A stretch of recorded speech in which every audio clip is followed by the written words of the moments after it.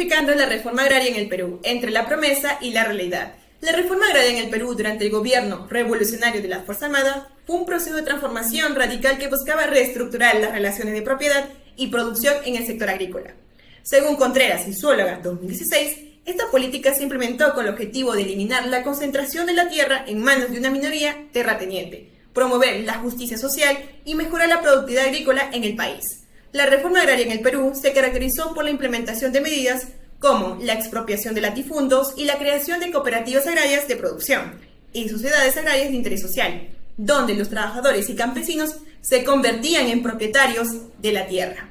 Según Zapata 2009, destaca que esta política también incluyó la nacionalización de yacimientos mineros y petroleros, así como la estatización de sectores clave de la economía, con el fin de fortalecer la soberanía nacional y reducir la influencia extranjera en la economía peruana. Sin embargo, la reforma agraria no estuvo exenta de críticas y desafíos. A lo largo de su implementación surgieron problemas como la resistencia de los sectores afectados, a la falta de recursos para la adecuada redistribución de la tierra y la disminución de la productividad en algunas zonas. Ante esto nos preguntamos, ¿fue o no beneficiosa la reforma agraria? Desde mi punto de vista, considero que la reforma agraria no fue beneficiosa. A continuación, defenderé mi postura en los siguientes argumentos. La reforma agraria no fue beneficiosa, ya que desencadenó conflictos, polarización política por la diferencia de intereses de parte de los terratenientes que desequilibraron nuestro país. Con el objetivo de respaldar mi argumento, describiré dos datos importantes. Por un lado, dentro del Plan Inca encontramos la famosa reforma agraria. Según Contreras y Zuluaga, una de las críticas que se estipuló en el gobierno de Velasco fue que su reforma significó una redistribución solo dentro de las partes más elevadas de la pirámide. Es decir, los campesinos trabajaban las tierras, pero carecían de una experiencia empresarial para tomar cruciales decisiones económicas y comerciales, en mediano y largo plazo. Entre los funcionarios surgió la corrupción y dentro de los campesinos el desánimo propio de un sistema en donde no existía una redistribución directa al esfuerzo personal que ellos realizaban. Asimismo, se carecía de una estructura democrática en la toma de decisiones políticas. Esto intensificó la división entre las fuerzas a favor y en contra de la reforma.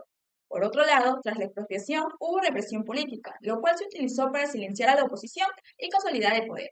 Como consecuencia, uno de los partidos silenciados fue el partido ACA, el cual tras su oposición fue reportado fuera del Perú. De la misma manera, los medios de comunicación también estuvieron sujetos a censura extrajudicial, lo que limitó la libertad de prensa para informar sobre las realidades del país, dificultando la búsqueda de consensos y diálogos constructivos. Por todo lo expuesto, se considera que la reforma agraria no fue beneficiosa.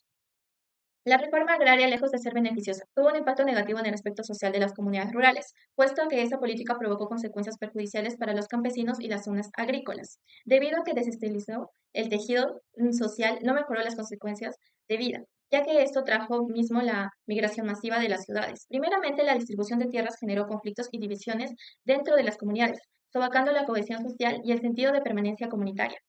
Anudado a esto, la incertidumbre sobre las propiedades. Esto trajo las inversiones a largo plazo que conllevaron en la infraestructura y los servicios rurales. Además, que a pesar de la restricción de las tierras, muchos campesinos carecían de recursos y capacidad de apoyo, quedando así atrapados en el ciclo de la pobreza y bajos ingresos, con difícil acceso a la educación y la salud. Sumando al anterior, la falta de inseguridad sobre la propiedad limitó también a las inversiones y innovación agrícola. Por el otro lado, ante esta falta de oportunidad en las áreas rurales, muchos agrícolas para las ciudades, también sobre la sobrepoblación que había en la zona urbana y asociado a esto varios factores que no promovían. Eso desinstaló las comunidades rurales, trayendo no una mejora, sino un empeoramiento en las condiciones de vida para los campesinos. No considero que la reforma agraria de 1969 haya sido beneficiosa en el aspecto económico del Perú, ya que tuvo una mala ejecución con respecto al apoyo técnico, los problemas de corrupción y la política económica de Juan Velasco Alvarado. En primer lugar, el mal aspecto económico de la reforma agraria fue debido a la falta de capacitación y apoyo técnico. Esto debido a que las propiedades expropiadas fueron trasladadas a nuevos propietarios, quienes no tuvieron anteriormente experiencia alguna sobre cómo administrar un negocio, ni tampoco tuvieron capacitaciones para abordar este nuevo rol. Esto resultó que no aprovechaban al máximo este beneficio de la propiedad y solo obtenían una baja eficiencia de la tierra. En segundo lugar, se debe asimismo a los problemas sobre la corrupción. Hubo una mala gestión durante esta ley y la falta de transparencia durante el proceso de expropiación y distribución de tierras tuvieron un impacto negativo en su efectividad. Por último, se debe a la nueva política de economía de Juan Velasco Alvarado, que hizo de ella una antiimperialista y nacionalista, haciendo que el país no reciba apoyo externo como préstamos, sobre todo de Estados Unidos, llevando a una reducción de la cooperación y apoyo económico a esta nueva reforma agraria. Es por ello que por estas tres razones hubo una gran crisis económica en este periodo de la ley. Dadas las circunstancias, no considero que la reforma agraria de 1969 haya sido beneficiosa en el aspecto económico del país.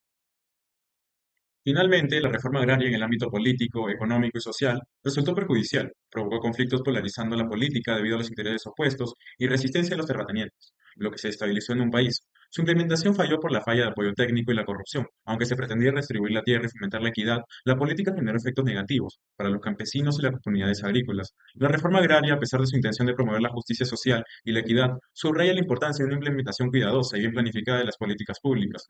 Los conflictos y la polarización política que surgieron, así como la resistencia de los terratenientes y el problema de corrupción, muestran que las buenas intenciones no son suficientes. Es fundamental considerar los intereses y perspectivas de todos los involucrados y asegurarse de que haya infraestructura adecuada para apoyar y ejecutar las reformas.